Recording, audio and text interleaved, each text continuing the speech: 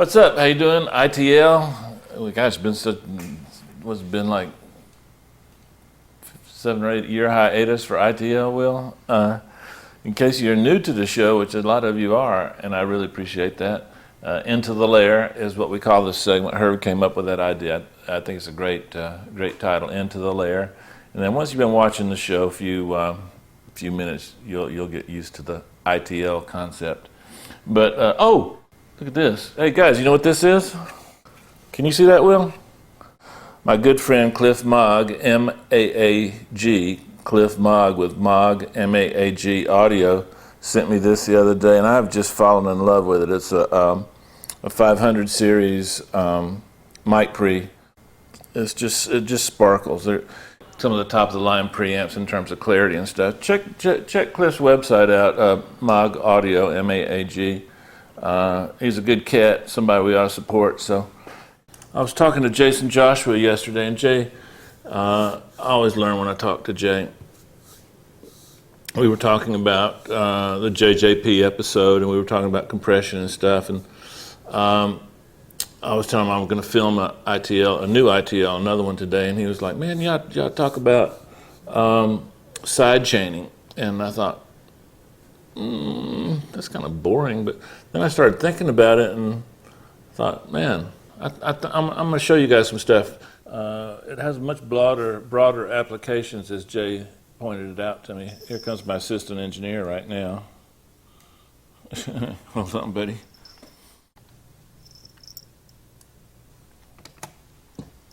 Come on, buddy. Okay, check this out. I've got a kick drum and a bass going. And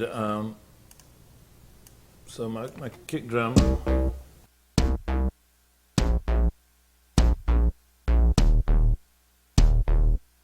okay, so what we're going to do is we're going to take and we're going to put Renaissance compressor on the bass track. We're going to take and tell the compressor to get its information from bus 6.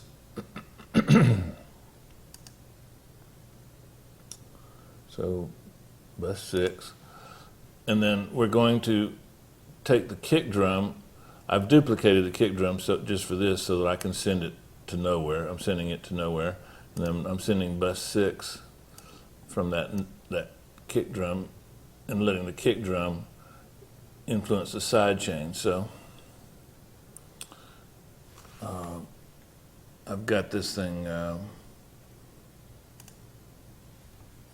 solo isolated. Okay, now listen, I want you to focus on the kick, okay? Now bring this in. Now the kick didn't go up in volume. The bass is dropping and a little bit in volume, but mostly what the bass is doing is the compressor is actually taking off a little bit of the low end.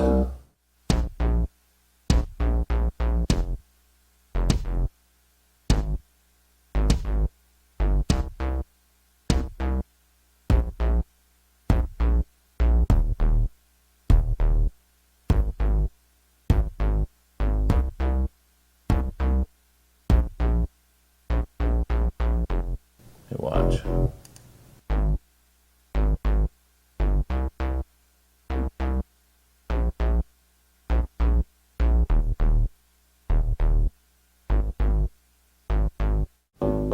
Hear the low end kind of go away. It drops about a half a dB. We can make it drop more if we want. Now, let's see what happens. I'm going to exaggerate the threshold. Now let's see what happens if we shorten the release. That gives us one kind of vibe, like Jack Joseph said, long.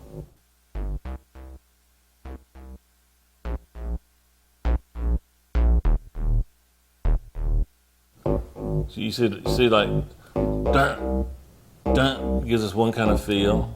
And that gives us another kind of feel.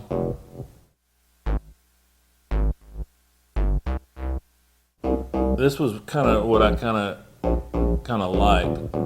Now the attack is watch. Let me exaggerate it again for you.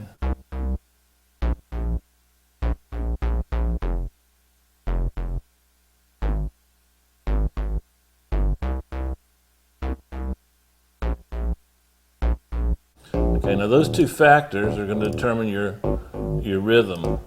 Okay? Now, Will's going to stop for just a second. I'm going to put it in the track so you can kind of get a feel for what it's doing. Okay, let me show you a section.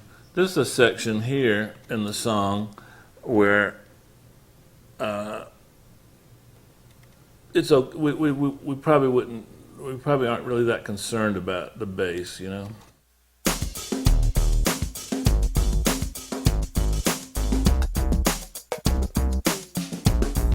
Actually, I just started on this song, so a lot of the parts you're not hearing, but I just really was kind of excited about showing this to you. Now, when we get to the chorus, let's put the kick in.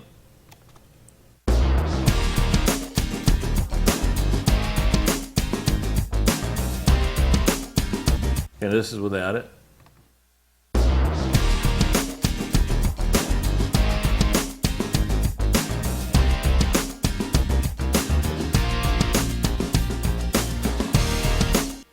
You see what I'm saying? It makes you feel like the kick got louder when the bass goes down, because the bass isn't covering up the low frequencies from the kick.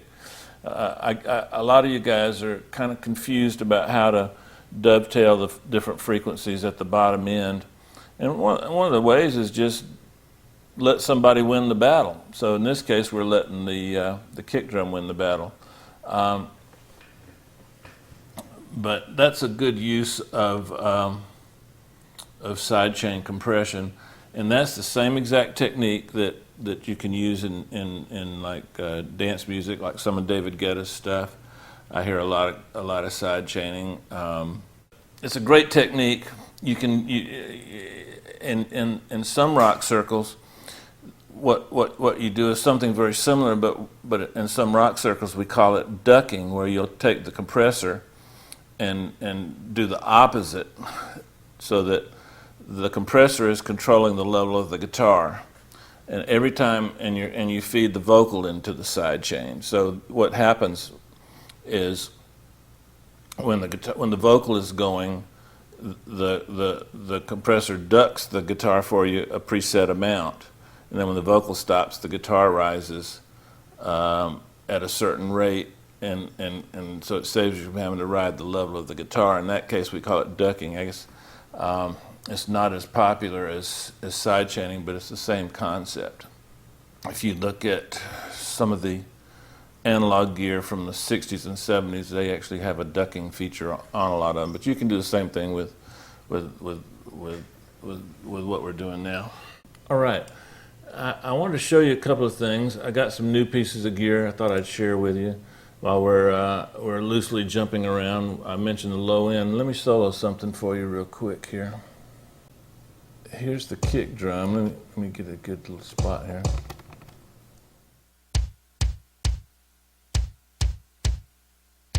Now I wanted to add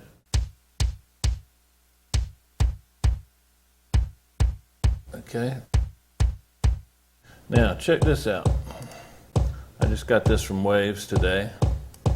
This is the new MPX. Subtle but good, huh? Pretty cool.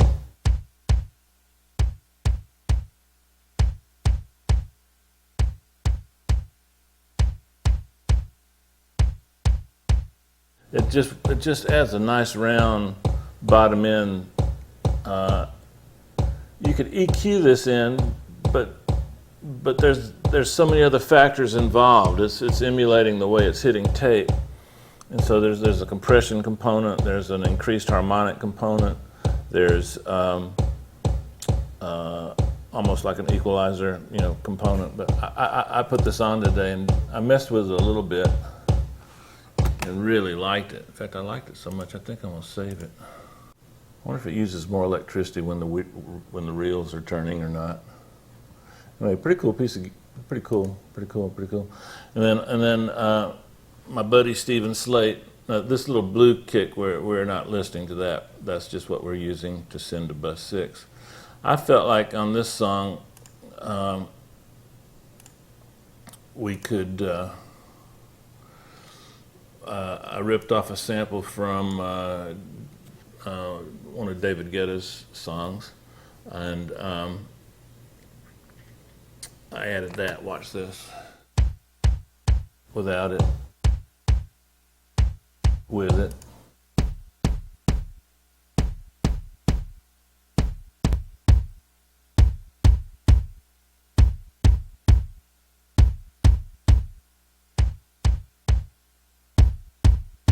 Might have gone nuts. This little equalizer, they're hard to find. I don't even think they make it anymore. Man, I love the low end on this.